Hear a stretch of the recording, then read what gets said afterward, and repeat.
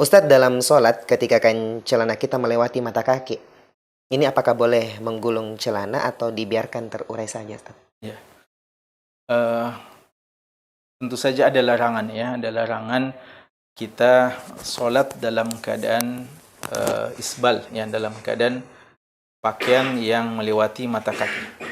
Bahkan kalau kita mempelajari hadis-hadis tentang masalah isbal, larangan menjulurkan kain kita, entah sarung atau celana panjang atau pakaian apa saja yang kita kenakan, menjulurkannya di bawah mata kaki itu terlarang secara umum, baik dalam solat maupun di luar solat. Namun ketika itu dilakukan di dalam solat, maka ini pengharamannya lebih berat lagi. Karena ulama kita mengatakan kita telah melakukan dosa pada saat kita berhadapan dengan Allah Subhanahu wa taala.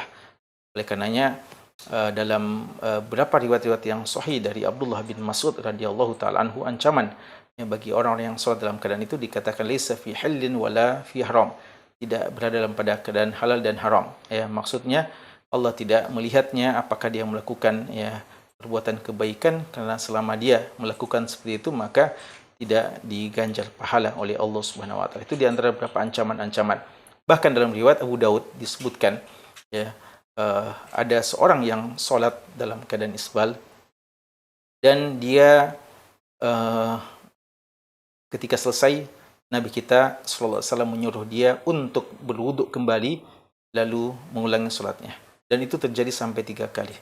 Orang itu tidak faham apa alasannya, apa masalahnya sampai beliau harus mengulangi solatnya. Bahkan bukan cuma mengulangi solat, disuruh untuk mengulangi wuduknya dulu, terlebih dahulu. Lalu akhirnya ketika dia sadar dan dia solat dalam keadaan sudah tidak isbal, maka Nabi SAW menjelaskan bahwasanya tadi dia solat dalam keadaan isbal dan akhirnya dia tidak melakukannya, dan Allah Subhanahu wa taala tidak menerima, ya, orang yang seperti itu, ya, dalam keadaan isbal. Hadis ini diikhtilafkan oleh ulama kita tentang kesahihannya dan hasannya. Ada sebagian yang menghasankan seperti Syekh Ahmad Syakir rahimahullah taala dan beberapa ulama kita, dan sebagian, ya, tidak mensahihkannya, dan ini tentu saja seandainya sahih ini merupakan ancaman yang keras. Tapi ala kulli hal ulama kita mengingatkan, ya, untuk menghindari hal itu, utamanya dalam solat. Jika kita mengenakan sarung, maka sekira suatu hal yang tidak terlalu sulit untuk kita mengangkat sarung kita.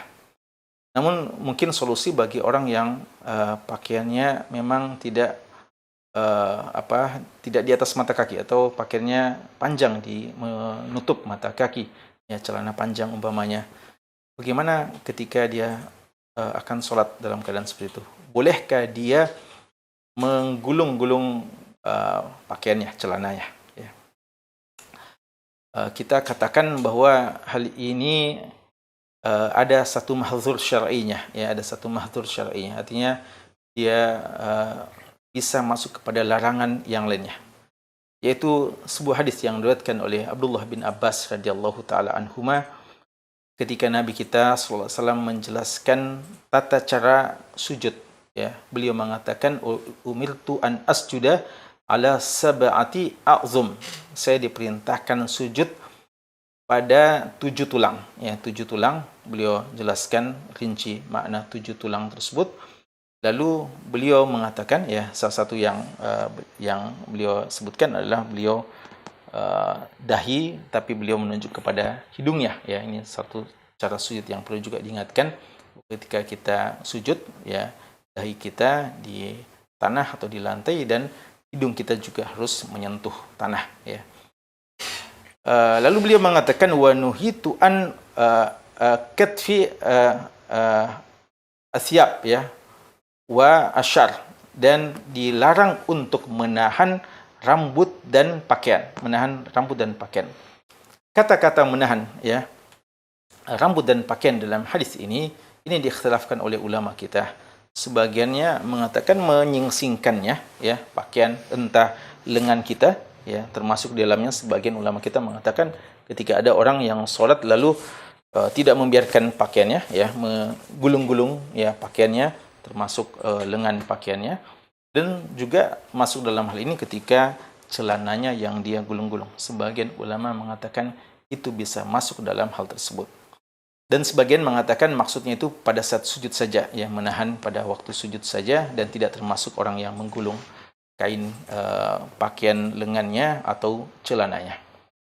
Ala kulli hal ada khilaf tentang masalah ini dan selalu kaidah ulama kita yang merupakan pesan baik, al-khuruju minal khilafi mustahab. Keluar dari perbedaan pendapat itu suatu hal yang baik. Ya, makanya kami nasihatkan untuk lebih amannya, lebih nyamannya, lebih menenangkan hati kita, maka hindari hal tersebut. Ya, jangan kita menjulurkan kain kita melebihi mata kaki pada waktu sholat atau bahkan di luar sholat. Dan jika kita mau sholat, ya lalu pakaian kita masih menjulur di mata kaki, ketika kita menggulung, ini pun ada, ya kita katakan ada sebagian ulama yang melarang dan menganggap ini termasuk dari menahan pakaian yang terlarang. Karena itu solusi yang terbaik adalah memang kita mengkondisikan pakaian kita tidak melewati mata kaki, entah dalam sholat kita ataupun di luar sholat kita. Karena itulah yang lebih tepat, ya itulah yang lebih tepat, lebih sesuai dengan sunnah dan keluar dari khilaf. Apatah lagi kalau kita lihat hadis-hadis Nabi kita sallallahu alaihi wasallam dan asar-asar dari sahabat-sahabat yang lain, kita melihat mereka tidak membedakan antara orang yang niatannya sombong atau tidak sombong. Ya, Umar bin Khattab radhiyallahu anhu sebagaimana diriwayatkan Imam Bukhari rahimallahu taala, beliau menjelang akhir hayat beliau, ketika beliau sudah menjelang kematian, orang sudah pada membesuk beliau, mengunjungi beliau, beliau tidak menyanyiakan kesempatan untuk menasihati seorang pemuda yang isbal waktu itu, seorang yang menjadi pembesuknya, yang memujinya, mendoakannya, dan memberikan kabar gembira dan ketenangan kepada beliau bahwa beliau insyaAllah akan menjadi penghuni surga dan seterusnya.